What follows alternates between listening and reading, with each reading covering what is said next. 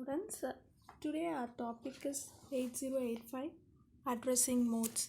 Before going into this, we have what is a 8085 microprocessor. So 8085 microprocessor is the 8-bit general purpose microprocessor. It has a 40-pin dual inline packages, single phase integrated circuit. So we can use only 1 plus 5 power volt supply is needed for its operation. It can operate with a 3 megahertz single phase clock. The width of the data bus is 8-bit, the width of the address bus is 16-bit. Therefore, 64 kilobytes of memory location can be addressed. So the multiplexing of address and data bus allows for extra control signals. Next one is the 8085 has one non-maskable and three maskable vectored interrupts. So it provides a serial input data and a serial output data lines for a simple serial interface. 8085 has inbuilt clock oscillator circuit and requires externally only a crystal.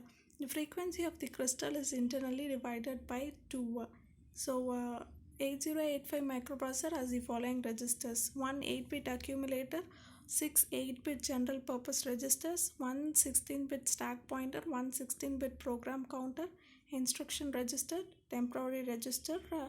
Also it architecture includes various components. So these are the some of the 8085 microprocessor features. Uh, what is actually mean by a addressing mode? Mm, a 8085 microprocessor has various addressing modes. An addressing mode is nothing but point outing the instructions and the name of the register. We have an instruction set here. Before going into the addressing mode, we can see what is an instruction and what is an instruction set and instruction execution. An instruction is a binary pattern designed into a microprocessor to perform a specific function. An instruction set, the entire group of instructions called the instruction set, determines what the function the microprocessor can perform. For example, the 8085 has 5 instruction sets. One is the data transfer instructions, arithmetic instruction, logical instruction, branching instruction, and the machine control instruction. So it also instruction execution. Before moving into this, we may see an instruction execution. Program is a sequence of instructions. The instructions are stored in a memory and the microprocessor reads the instruction byte by byte and executes it. For example, we have an instruction called MVIA. So 18HA is the opcode for MEIA in 3EH and the data is 18H. Assume that the third instruction to be stored at the address 5500H. So the opcode 3EH can be stored at address 5500H because only one byte can be stored in each location or address of the memory. Next one is the addressing modes. These are the some of the address execution ways we use here. Addressing modes, the number and different kinds of ways the programmer can refer to data stored in the memory. The different ways that a microprocessor can access data are referred to as addressing modes. First one is the immediate addressing mode, second one is the register addressing mode, third one is the direct addressing mode, fourth one is the indirect addressing mode. Next one, immediate addressing mode. In immediate addressing mode, the instruction directly points to the data to be processed. 18 or 16-bit data can be specified as a part of the instruction. The instruction having high letter falls under this category. For example, MEI C, 25H. So MEI M, 7CH, LXI D, 245EH, ADI 87H. Here let us look into this MEI MEI M comma 7CH. Here it means that move 7CH to the register M. So it directly points to the register. The location 7, the number 7CH is added directly to the register M. So next one is the register addressing mode. Uh, Here, the data transfer occurs between the registers, specifies the source, destination, or both operand in an 8085 registers. Faster execution, it is not necessary to point out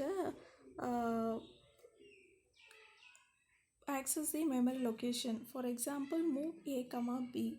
Okay. In register addressing mode, the instruction specifies the name of the register in which the data is available. The opcode specifies the address of the register in addition to the operation to be performed. For example, move A comma B. So the data in B register is to be transferred to the A register.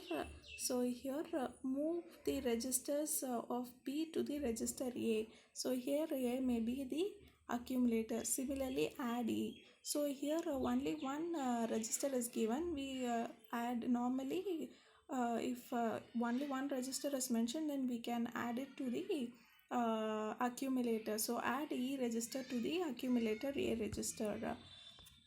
Next one is the direct addressing mode. So direct addressing mode is nothing but the specify 16-bit address of the operand within special instruction itself. Second and third bytes of the instruction contain 16-bit data. In interface, IO port is addressed only 8-bit. For example, the LDA A200H. So the 2000H has to be loaded into the A. So here LD means load, A means LDA, A means accumulator.